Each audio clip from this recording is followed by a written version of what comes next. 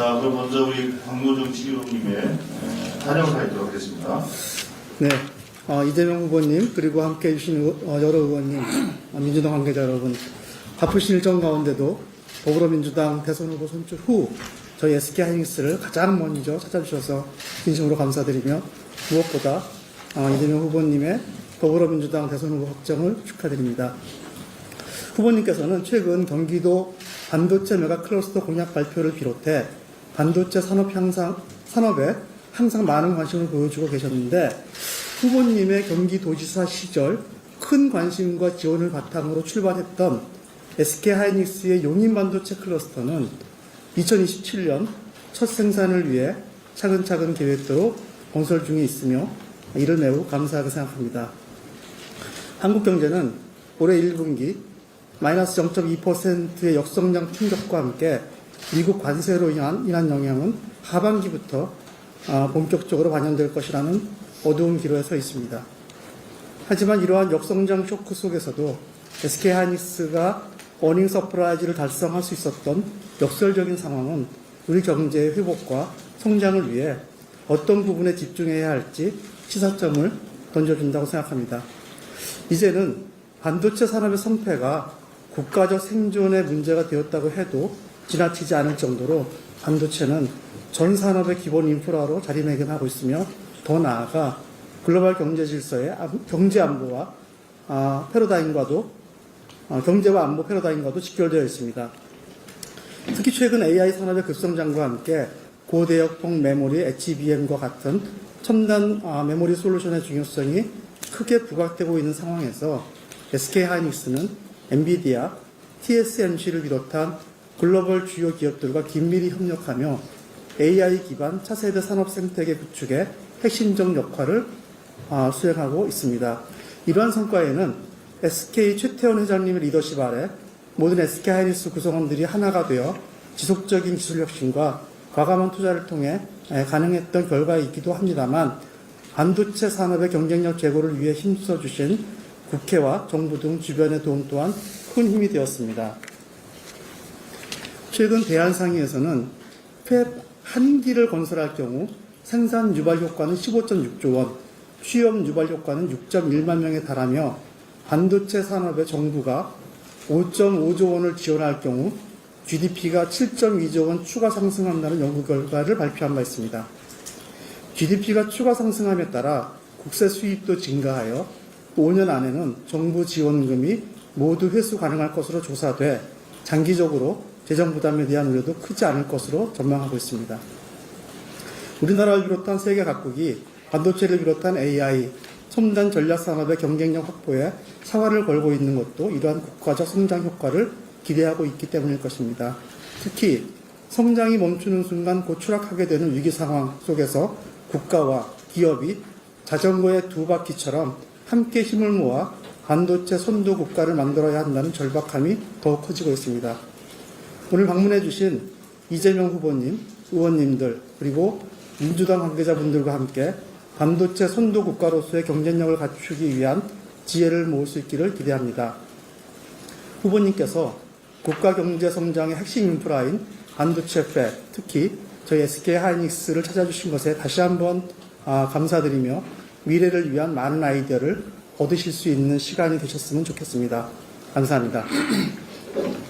예, 말씀 감사합니다. 국가와 기업이 자전거의 두 바퀴처럼 협력하자는 말씀 참 괜찮으십니다. 예, 감사합니다. 예, 다음으로 이재명 후보님의 모두와 듣도록 하겠습니다. 네, 바쁜 시간 내주셔서 감사드립니다. 괜히 번잡한 게 해드린 게 아닌가 싶은데 조금이나마 도움이 되는 길을 함께 찾아보도록 하겠습니다. 모든 국민들이 대한민국 경제를 걱정하고 있습니다. 특히 최근에 국제 무역 상황이 매우 악화되고, 특히 미국의 일방적인 관세 인상 문제나 또 보호무역주의가 수출 중심의 대한민국 경제에 엄청난 위기를 초래하고 있는 상황으로 생각이 됩니다. 국가 경제라고 하는 게 결국 기업 활동에 의해서 유지될 수밖에 없는데, 우리 국민들의 민생을 책임지는 우리 정치도 경제 성장 발전에 총력을 다해야 될 때라고 생각이 됩니다. 그 중에서 이제 미래 첨단 산업의 육성이 가장 중요한 과제인데 그 중에 이미 우리 대한민국이 일정 정도 앞서 나간다고 하는 반도체 산업이 혹여라도 큰 타격 없이 앞으로 세계를 계속 주도해 나가도록 어떤 조치들이 필요한지 의견을 한번 듣고 싶습니다. 또 한 가지는 최근에 전력 문제 때문에 다들 고생들을 하는데 그 문제도 한번 제가 얘기를 들어보고 싶고 특히 반도체를 포함한 첨단 기술 생태계 구축에 어떤 준비들이 필요할지 그 얘기를 한번 이따 비공개 시간에 좀 들었으면 좋겠습니다. 어쨌든 어려운 환경에서 대한민국 경제를 책임지고 있는 SK 하이닉스가 지금 이 상황을 잘 이겨내길 바라고 대한민국 경제의 주축으로 지속 성장해 나가기를 기대합니다. 최태원 회장님의 생각은 어쩜 저하고 그렇게 똑같습니까? 네. 전적으로 공감하고요. 이제는 새로운 영역을 발굴해야죠. 이제 우리는 사실 그럴 역량이 됩니다. 기존 산업들이 한계에 봉착한 건 당연하죠. 우리가 한때 경공업에 상당히 많이 의존했다가 이제 중화학공업으로 바뀌어왔죠. 그리고 그 다음에 이제 반도체, 자동차 뭐 이런 산업으로 또 전환됐고 이제 앞으로는 모두가 예측하는 것처럼 AI를 중심으로 하는 첨단 기술 산업으로 대대적 전환이 일어나지 않을까 싶어요. 그리고 제가 이제 각별히 관심 갖는 영역은 이런 AI 중심의 첨단 기술 산업 외에 대한민국이 가지고 있는 구조적인 심각한 문제가 있는데 앞으로 아마 여러 기업들이 당면하게 될 과제이기도 합니다. 재생에너지 산업이죠. 근데 우리가 엄청난 양의 화석연료를 수입하는데 실제로 화석연료에 의존해서 앞으로 기업 활동을 하게 되면 아리백이나 또는 탄소 국경세 등등의 문제 때문에 아마 기업 경쟁에 심각한 문제가 생길 수 있을 겁니다. 그래서 재생에너지 산업을 어떻게든지 육성해야 되고 사실 재생에너지 산업 자체뿐만 아니라 재생에너지 생산도 국내에서 상당히 대체할 수 있다면 뭐 에너지 수입 대체도 가능하겠죠. 많은 일자리도 생길 거고 제가 각별히 관심 가지고 있는 지방 인구 소멸 위험 지역에 새로운 먹거리 소득원도 생길 수가 있을 겁니다. 새로운 영역이라고 생각해요. 뭐 관련 산업들도 아마 많이 발전할 수 있지 않을까. 제가 제일 지난 3년을 지나면서 제일 안타깝게 생각하는 게 이 재생에너지 산업이 사실은 거의 정체되거나 심지어는 위축됐죠, 오히려. 그래서 앞으로 이걸 복원하는데 상당한 에너지가 필요할 텐데 그럼에도 불구하고 새롭게 시작해야 될 영역이라고 생각합니다. 저는 또 하나 영역이 또 말씀해 주신 것이기도 한데 문화산업이라고 생각해요. 대한민국이 가지고 있는 강점 중에 하나가 문화적 깊이가 매우 깊다는 거죠. 그래서 이걸 하나의 산업으로 지금은 뭐 K-팝이나 뭐 K-컬처, 한류라고 하는 게 그냥 한국 멋있다, 뭐 한국 한번 가봐야지 뭐 이런 수준이라면 앞으로는 이걸 하나의 산업으로 제가 연관 산업들이 상당히 많더라고요. 보니까 뭐 뷰티 산업도 그렇고 음식, K-푸드도 그렇고 뭐 영화나 이런 것만 말할 것도 없고요. 아마 앞으로 저는 관광 산업에도 상당히 우리가 강점이 있지 않을까 싶어요. 대한민국이 아마 전 세계인이 볼 때 매우 희한한 나라 그렇게 보여줄 가능성이 있습니다. 지금까지는 K-팝이니 뭐 K-푸드니 이런 문화였다면 아마 작년 12월 3일을 기점으로 12월 3일부터 6월 3일을 지나가면서 아마도 민주주의의 현대 민주주의의 직접 민주주의의 성지 같은 것으로 보여질 수가 있었다고 생각합니다. 아마 이것도 문화의 최정점이라고 할 수 있죠. 그래서 이런 강점들을 살려서 좀 큰 그 중간재도 별로 필요 없는 이런 문화산업을 대대적으로 좀 육성할 필요가 있겠다는 생각이 좀 들었습니다. 그 외에도 뭐 우리가 할 것 많죠. 우주항공산업 분야도 그렇고요. 특히 뭐 바이오 산업도 우리한테 새로운 기회 요인이라는 얘기도 있어요. 저는 그건 실제 그렇게 생각합니다. 지금 공대를 안 가고 의대를 너무 많이 가서 문제인데 그것도 새롭게 우리가 하나의 자원으로 활용하면 되겠죠. 그래서 바이오 산업 자원은 매우 많고 기회도 많지 않냐. 그런 얘기를 저도 동의합니다. 근데 결국 이거는 뭐 기업들의 역할도 중요하지만 결국 정부의 의지, 기획이 매우 중요하다고 생각해요. 결국 정부가 어떤 방향으로 산업 경제를 이끌어갈 거냐에 대한 명확한 방향을 가지고 세부적 기획, 장기적 기획들을 해나가야 되지 않을까. 물론 당연히 그에 부합하는 투자도 지원도 있어야 되겠죠. 새로운 먹거리, 새로운 성장 동력을 발굴해야 된다는 것은 누구도 부정하지 않을 것 같습니다.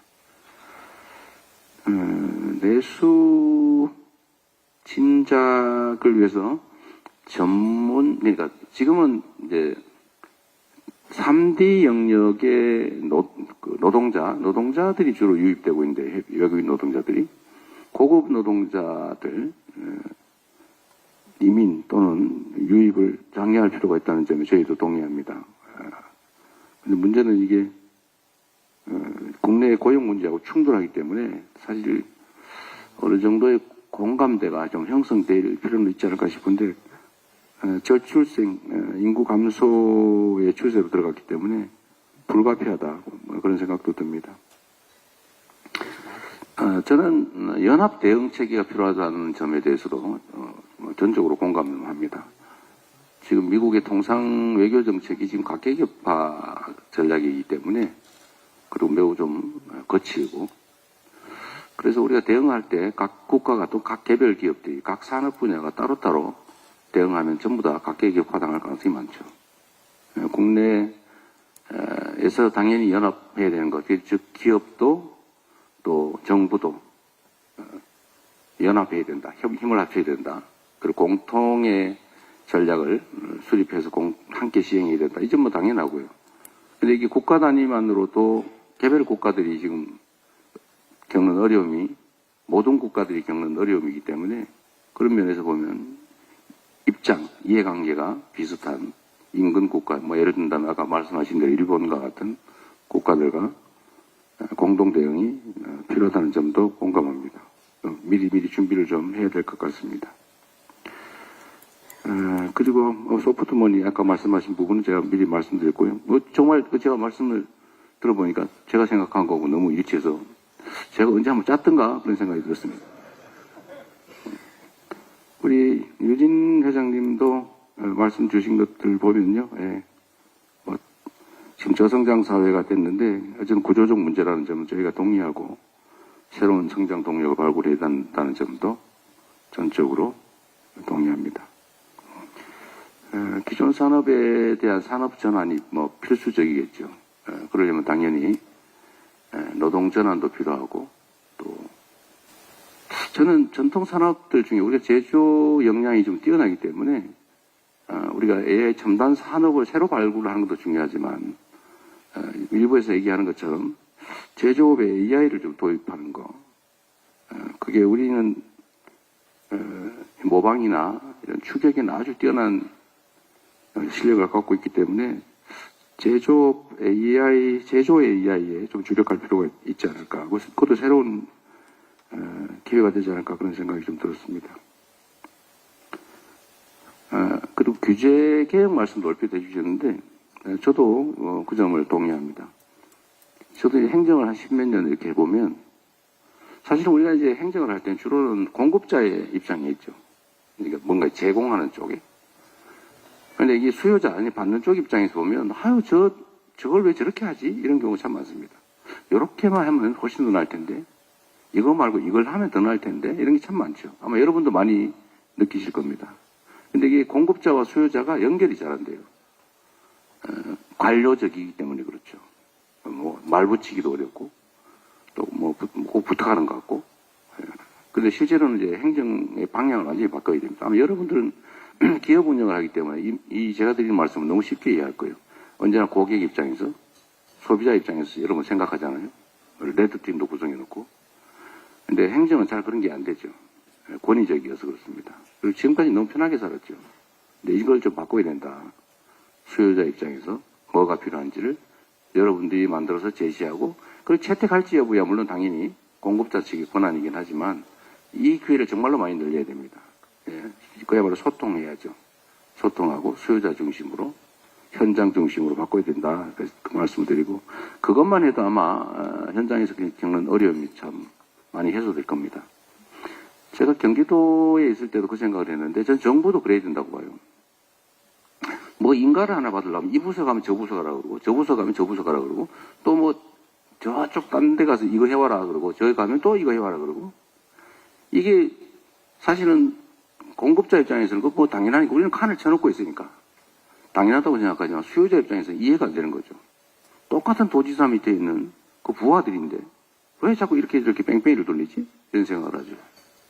그래서 제가 이제 한 조치가 한 개의 부서에 접수가 되면 관련된 업무를 그 부서가 알아서 해줘라. 전부 다. 뭐 이게 요즘 유행하는 말로 원스톱 서비스죠. 실제로 그게 행정력이 덜 들어요. 왜냐하면 여기 요 창구에 가서 왔다가 또 나가서 다시 요 창구에 왔다 갔다 이렇게 해놓으면 사실 업무가 피곤해지죠. 그런데 이거를 칸을 형식적으로 쳐놓더라도 안에서 그냥 자체적으로 관련 부서 모여서 회의해가지고 처리해보니까 그런 행정력이 사실은 더 적게 됩니다. 그러니까 사실은 관성 때문에 그런 거죠. 속도도 빨라질 뿐만 아니라 행정 편의도 사실 편익도 늘어나죠. 또 한 가지는 이런 거 있습니다. 이게 순서대로 제가 SK는 한번 그 경험해 보셨을 텐데 A 절차가 끝나면 B 절차라고 B 절차가 끝나면 C 절차라고 C 절차가 끝나면 D 절차라고 너무 늘어져요. 그런데 이게 반드시 해야 되는 거고 A 절차는 끝나는 게 분명한데 그럴 경우 A, B 절차를 동시에 시행하면 되거든요. 근데 과연 행정은 잘 안 하죠. 제가 용인 거기는 제가 상당히 빨리 예상보다 빨리 처리됐죠. 저희가 그 절차들을 좀 줄여주는 게 기업들로서는 엄청나게 특별히 드리는 건 아니지만 비용이 많이 줄어들 수 있습니다. 어쨌든 그런 행정개혁이 좀 많이 필요하지 않을까 싶은 생각이 좀 많이 들었고요. 그런 것만 해도 큰 변화를 만들어낼 수 있겠다는 생각이 좀 들었습니다. 규제도 마찬가지죠, 사실. 규제도 행정 당국 입장에서 자기들이 관리하기 편하기 위해서 가지고 있는 규제가 너무 많아요. 별로 필요도 없고. 그리고 의심을 해서 가지고 있는 규제가 많아요. 예를 들면 100개의 사업을 하는데 그 중에 보통 뭐 사람 사는 세상에 그런 게 있을 수 있죠. 한 뭐 두세 개, 한 5% 이내 뭔가 이 부정을 하지 않을까? 근데 그 의심이 있으면 그 의심을 키워가지고 그걸 봉쇄하기 위해서 온갖 장치를 마련해 놓는데 그럼 95%가 엄청나게 불편을 겪습니다. 사실 그렇게 할 필요 없죠. 5% 정도는 손실로 감수하면 됩니다. 예를 들면 연구개발할 때 막 500원짜리 딱풀 산 것까지 다 쓰고 전산 입력하고 가잖아요. 그 500원어치 더 되거든요. 그럼 예를 들면 그 전액에 예를 들면 2, 3%, 5% 이내는 뭐 액수로 함등하든지 거기는 용도를 묻지 않고 사용할 수 있게 해주자. 이래버리면 사실 그런 쓸데없는 노동 안 해도 되잖아요. 손실이 아니죠. 그러니까 이런 불필요한 행정 편의를 위한 규제나 이런 것들은 대폭 줄일 필요도 있고 충분히 사실 마음만 먹으면 줄일 수 있다 이런 생각이 듭니다.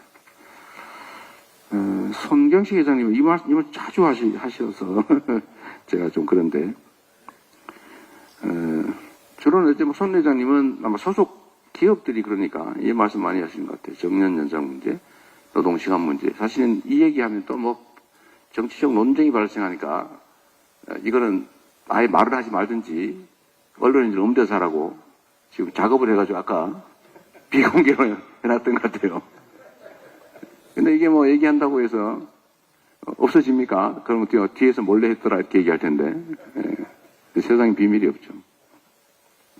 근데 저는 이런 입장을 좀 가지고 있는데요. 저는 여러분들이 가지고 있는 입장 다 충분히 타당하다고 생각해요. 그런데 노동자들이 가지고 있는 입장이 또 있지 않습니까? 그런데 어느 한쪽이 또 일방적으로 옳다고 할 수는 없어요. 다 타당하죠. 문제는 조정하는 겁니다. 이 조정의 역할은 당사자가 하는 게 아니에요. 당사자들끼리 조정하라고 놔두면 싸움밖에 안 나죠. 근데 그 조정 역할을 하는 게 바로 정부고 행정이죠. 곧 정치의 역할입니다. 그래서 소통, 대화, 조정, 그리고 본질적으로는 통합이라고 하는 게 매우 중요하죠. 정년 연장 문제는 장단점이 있어요. 예를 들면 손 회장님이 생각하시는 것처럼 후봉제인데 지금 60세까지 한 것도 부담스러운데 1년에 얼마씩 임금이 계속 올라가야 되는데 65세로 그냥 확 올렸다. 그러면 사실은 노동 생산성은 떨어지는데 보수는 더 줘야 되는 상황이 실제로 문제가 되겠죠. 저는 노동자들이 이런 걸 요구한다고 생각하지는 않습니다. 문제가 충분히 지적의 일리가 있죠. 이런 건 조정할 수 있다고 생각해요. 예를 들면 이게 정말로 문제되는 영역이면 이 부분을 치정하면 되지 않습니까? 그러니까 이게 그러니까 이게 지금 정년부터 연금인 수급 요 사이가 사실은 엄청나게 불어나잖아요. 그렇다고 이거를 기업들이 다 책임져라 할 수는 없죠. 그렇다고 방치할 수도 없어요. 그러면 조정해야죠. 쌍방이 다 수용할 수 있는 범위 내에서. 그리고 이게 일률적일 수는 또 없어요. 예를 들면 산업마다, 기업마다 상황이 또 다르겠죠. 그럼 차등을 둬야 되겠죠. 일시에 시작하는 게 부작용이 생길 수가 있죠. 단계적으로 하면 되죠. 예를 들면 주 4.5일제 이 얘기도 사실 똑같습니다. 정년 연장 문제도 그렇고. 그러니까 저는 이런 것들은 아주 대놓고 세부적 대화를 좀 해야 된다. 그러니까 누가 일방적으로 정하면 안 되고, 일방적으로 한쪽이 밀어붙인다고 거기 따라서도 안 되고. 그래서 결국은 정말로 충분한 대화가 필요하고요. 저는 우리 사회가 사회적 대화가 정말로 필요하다고 생각합니다. 정말 얘기를 많이 해야 돼요. 제가 얼마 전에 여러분 다 기억하시겠지만, 이 얘기도 하지 말라 그랬는데, 그래도 해야 됩니다. 저 그 반도체 업계 주 52시간 얘기 있지 않습니까? 제가 양쪽 얘기를 들어봤더니 별로 차이가 없는데 없는 차이를 만들어서 싸우고 있더라고요. 의심하고. 그 나중에 기회가 되면 한번 여러분도 제가 그때 토론했던 내용을 한번 봐주시면 좋을 것 같은데요. 제가 노동자 측에도 아니 이게 아무 상관도 없는데 그냥 형식적으로 해달라는 거를 좀 해주면 안 되겠습니까? 했더니 의심을 해가지고 그건 절대 안 된대요. 딴 데 또 요구할 거다. 그리고 그게 실질적으로 차이가 없더라도 악용될 거다. 이런 걱정을 하는 거예요. 제가 기업 측에도 저 그때 SK는 잘 아실 건데 아마 그거 꼭 필요합니까? 기존 제도가 내가 보기에는 새로 만들려는 제도보다 불리합니다. 그거 맞더라고요. 왜냐하면 총 노동 시간을 늘리지도 않고 노동 변형에 따른 시간 변형에 따른 초과 수당 뭐 이런 거 다 주면 기존에 있는 제도를 이용하는 게 훨씬 더 유리해요. 최종적으로 나온 안은 기간의 3개월 단위로 이렇게 유연성을 확보하게 되어 있는 거를 노동부 고시를 바꿔서 6개월로 늘려달라. 그건 노동부가 늘리면 되지 않습니까? 그랬더니 그 욕을 먹기 때문에 그 반도체 특별법에다가 반도체 산업의 특성을 고려할 수 있다. 이런 글자를 하나 넣어달라는 거예요. 52시간 이건 필요 없고. 그건 대통령 권한대행과 노동부가 공식적으로 민주당이 요구한 겁니다. 저 너무 잘하실 겁니다. 그런데 저희가 기존 제도가 훨씬 유리해요. 기존 제도를 쓰면 되게 6개월로 늘리면 됩니다. 지금 3개월로 되는 거. 그리고 우리가 그걸 노동부가 늘리십시오. 노동부가 욕먹기 싫어가지고 국회 보고 입법으로 욕 안 먹는 조항을 하나 넣어달라. 이게 말이 되냐. 이런 걸 가지고 싸우고 있어요. 아무 실익 없는 거죠. 결국은 노동부가 아마 6개월로 늘렸죠? 아무 문제 없잖아요. 그래서 6개월까지 변형 탄력 근로제를 도입할 수 있는, 변형 근로 할 수 있는 거를 도입하면 사실은 기존에 있던 거의 문제 다 해결된 거예요. 근데 왜 이런 걸 가지고 싸웁니까? 쓸데없이? 대화가 끊어져서 그렇습니다. 그리고 이걸 가지고 정치적으로 악용해서 그래요. 지금 먹고 살기 힘들어 죽겠는데 왜 이런 걸 정쟁으로 만들어 싸웁니까? 이제 필요한 논쟁을 해야 된다. 그 말씀을 드리고요. 정년 연장 문제나 주 4.5일제 이런 거는 혹시 그런 생각을 하시는지 모르겠는데 제가 어느 날 갑자기 무슨 긴급 재정 명령해가지고 확 시행을 해버리지 않을까 그런 걱정하시는 거예요? 근데 그런 걱정하시는 분들이 꽤 있더라고요. 근데 그렇게 할 수가 없습니다. 그렇게 할 이유가 뭐 있어요? 그런다고 저한테 무슨 개인적 이익이 드는 것도 아닌데 민주당이 그런다고 뭐 표가 엄청나게 생기는 것도 아닌데 다 대화를 해야죠. 준비를 해야죠. 필요하면 단계적으로 영역별로 차등을 두고 못할 곳은 못하는 거고 할 수 있는 데부터 먼저 단계적으로 그렇게 하면 되지 않습니까? 우리가 길게 보면 아까 그 손 회장님도 그 말씀하셨는데 대한민국의 시간당 노동 생산성이 다른 나라의 3분의 2밖에 안 된다 통계적으로. 그런데 노동 시간이 늘어나면 그것도 더 떨어지죠. 이론적으로. 줄여야 되는데 그렇다고 무지막지하게 막무가내로 줄이냐? 또 그렇게 할 수는 없지 않습니까? 그거는 다 준비를 해야죠. 또 준비를, 제도적인 준비도 하고, 정책적인 준비도 해야 되고, 필요하면 노동자들이 노동전환도 정부가 지원해야 되고, 무슨 뭐 복지 혜택도 더 줘야 되고, 사회적 안전망도 더 확고하게 해야 되고. 근데 그런 것들이 갖춰지는 전제에서 우리 사회가 점진적으로 그렇게 가야 된다. 이 말씀을 제가 드리는 거예요. 혹시 어느 날 갑자기 무슨 계엄 선포하듯이 그렇게 할 것처럼 그런 걱정 안 하셔도 됩니다. 근데 그런 오해가 있는 것 같아요. 정년 연장 문제도 충분히 사회적 대화를 하고 하자. 합의되는 단계에 따라서. 예. 계속 이 말씀하셔서 제가 말이 좀 길었습니다. 걱정이 많이 되신 것 같아요. 근데 걱정 안 하셔도 됩니다. 그리고 우리 윤진식 회장님,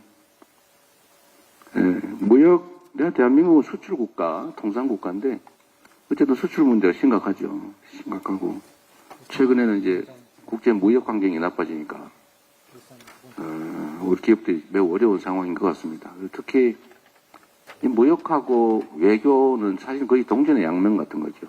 우리 외교 환경이 매우 나빠졌어요. 저는 그런 생각을 합니다. 외교 역시도 결국 우리 국민의 더 나은 삶, 우리 대한민국의 이익이 핵심 목표가 되어야 되죠. 그래서 저는 계속 국익 중심의 실용 외교를 하자. 실리 외교를 하자. 실사구시적 외교를 해야 된다라고 생각하고, 우리가 진영 논리나 아니면 감정, 이념 이런 데 경도돼 가지고 그 공연이 가지고 있던 시장을 잃거나 새로운 시장을 충분히 개척할 수 있는데 그 기회를 버릴 필요가 없지 않습니까? 저는 국민의힘 당이 했던, 국민의힘 정권이 했던 가장 위대한 일은 여러 가지 좋은 일 많이 했죠. 그 중에 하나가 북방 외교를 개척한 겁니다. 노태우 대통령 그때 만든 거 아닙니까? 얼마나 훌륭한 일입니까? 물건 파는데 무슨 공산국가에 물건 파면 어떻습니까? 그 길을 열었잖아요. 러시아, 중국과 외교 관계 수립하고 정말 북한, 중국과 러시아라고 하는 엄청난 거대 시장을 열어서 우리 국내 기업들 많이 성장했잖아요. 저는 계속 그 길로 가야 된다고 생각합니다. 물론 우리가 동맹관계나 아니면 한미일 안보 외교 협력 해야죠. 거기에 중심을 두되 한쪽을 버릴 필요는 없지 않냐. 그래서 정부가 이제 외교를 통해서 통상 정책을 통해서 경제 영토를 넓히는 일, 이건 정말로 앞으로도 해야 될 중요한 일이라고 생각합니다. 특히 좀 문화산업 진출, 문화수출, 문화산업 수출, 문화용역 수출, 여러 가지 있죠. 근데 그 부분에 좀 기업들도 집중해 주면 좋을 것 같습니다. 정부의 방향도 결국 그리 갈 수밖에 없지 않을까 싶어요. 최진석 회장, 연합회장님, 저희 중견기업이라서 약간 목소리가 좀 다르시긴 하죠. 어쨌든 통상 얘기는 제가 충분히 들었던 것 같고, 상속세 말씀을 또 전에도 하셨고, 앞으로도 계속 하실 거죠? 볼 때마다. 이해합니다. 충분히. 근데 기업만의 문제가 아니고요. 대기업도 똑같습니다. 물론 그렇죠. 네. 근데 지금 이제 상속세 세율 문제, 이제 가업 상속 특례. 근데 그거는 지금 현재 매출 5천억까지 상당히 많이 완화되어 있어서, 근데 그것도 더 늘리자고 하는데, 그 늘린 거 얼마 되지도 않는데 또 늘리긴 좀 국민들이 쉽게 수용하기 어렵지 않을까 싶은 생각이 좀 들고요. 어쨌든 이 세제 문제는 즉흥적으로 결정하기 참 어렵습니다. 이해관계가 너무 복잡해요. 그리고 다 이유가 있죠. 유지해야 된다는 쪽, 줄여야 된다는 쪽, 또 예외, 특례 늘려야 된다는 쪽, 다 이유가 있죠, 나름에.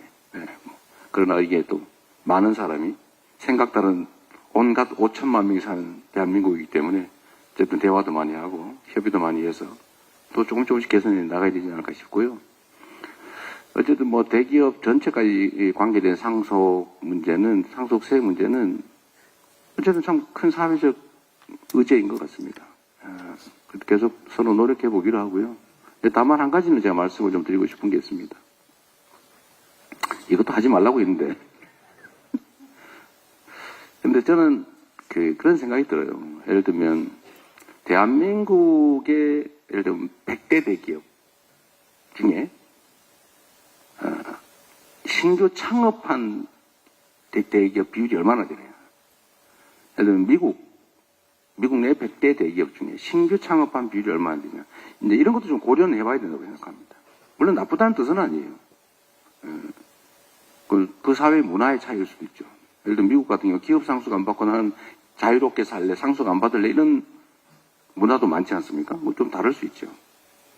그러나 사회가 좀 역동적일 필요도 있고, 그런데 상속 세제 문제를 대대적으로 손을 대면 사실은 이 문제에 대한 국민적인 거대한 논쟁이 촉발될 수가 있어요. 단순한 세제 법조문 하나 고치는 문제가 아니고. 그래서 이건 좀 깊은 대화들이 좀 필요하다는 점을 여러분들이 이해해 주시길 바랍니다. 하여튼 제가 말이 좀 길었는데 결론적으로 제가 드리고 싶은 말씀은 그런 겁니다. 지금 현재 대한민국의 가장 심각한 문제는 경제를 살리는 겁니다. 경제를 회복해야 돼요. 반드시. 그래야 희망이 생깁니다. 그래야 일자리도 생기고 기회도 생겨서 젊은이들도 절망좌절하지 않습니다. 저는 뭐 우리 비슷한 시기를 살아왔는데 물론 살아온 환경은 좀 다를 수 있지만 저는 매우 어려운 환경에서 자라긴 했어도 힘들기는 했지만 희망이 있었어요. 분명히 내일은 더 나을 거야.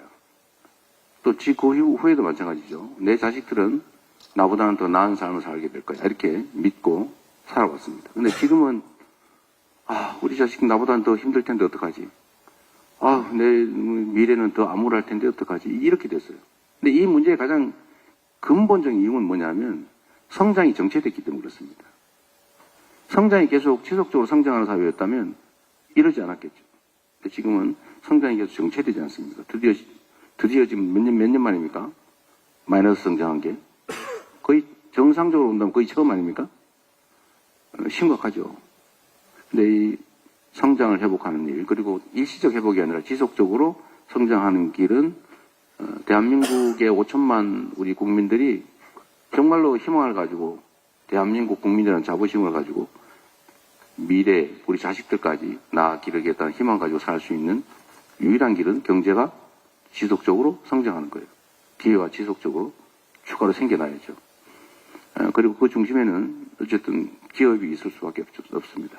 그렇다 기업만 할 수 있는 건 아니죠. 그 안에 노동자도 있어야 되고 투자자도 있어야 되고 당연히 소비자도 있어야 되고 내수도 살아야 되고 대외 수출 환경도 좋아져야 되겠죠. 근데 그 어쨌든 중심에는 기업이 있는 건 부인할 길이 없죠. 그리고 국가도 이제는 기업가형 국가로 우리가 변모해 가야 됩니다. 과거처럼 자꾸 규제나 하고 또 마음대로 정하고 자원 배분도 일방적으로 특정 지역, 특정 기업에 몰아주고 이런 방식으로는 이제는 대한민국 경제는 지속적으로 성장하기 어렵다. 공정한 경제 세계를 보장해주고 그걸 북돋아주고 새로운 영역을 끊임없이 개발하고 그게 정부 역할이 아닐까 그런 생각을 합니다. 정치도 많이 변해야 되겠죠. 세상이 변하는 것처럼 우리 기업인들께서도 잘해 주실 것으로 믿습니다. 고맙습니다.